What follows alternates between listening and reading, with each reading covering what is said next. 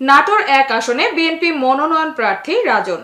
নাটোর প্রতিনিধি এজেড সুজনের রিপোর্টে বিস্তারিত। সাথে আছি আমি রাজিয়া সুলতানা। আপনারা দেখছেন i1 টিভি।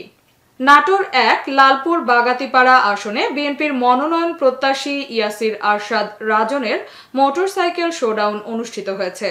বুধবার দুপুরে রাজন বিএনপির নেতাকর্মীদের নিয়ে উপজেলার গৌরীপুর সাবেক প্রতিমন্ত্রী মরহুম ফজলুর রহমান পটলের কবরস্থানে তার রুহের মাগফিরাত কামনা করে বিশেষ দোয়া ও মোনাজাত করেন।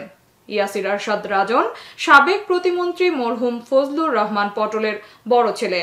তিনি উপজেলা বিএনপির আহ্বায়ক হিসেবে দায়িত্বে ছিলেন। সম্মানিত প্রিয় ভাইয়েরা আমার, আমি আপনাদের কাছে চিরকৃতজ্ঞ, চিরঋণী এই কারণে যে আমার জীবন ৪৫ বছর বয়স আমার, আর ঠিক ৯ বছর বয়স থেকে আপনাদের কোলে পিঠে আমি মানুষ হয়েছি।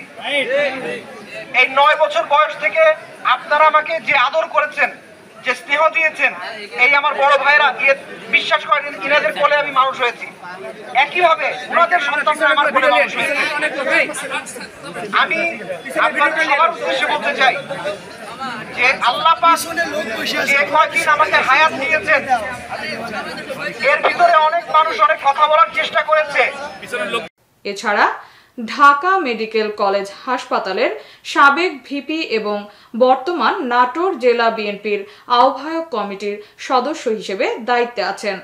ঢাকা থেকে আসার পথে বনপাড়া থেকে বিএনপির নেতাকর্মীরা মোটরসাইকেলে বিশাল বহরের মাধ্যমে তাকে নিয়ে আসেন। এতক্ষণ সঙ্গে থাকার জন্য ধন্যবাদ।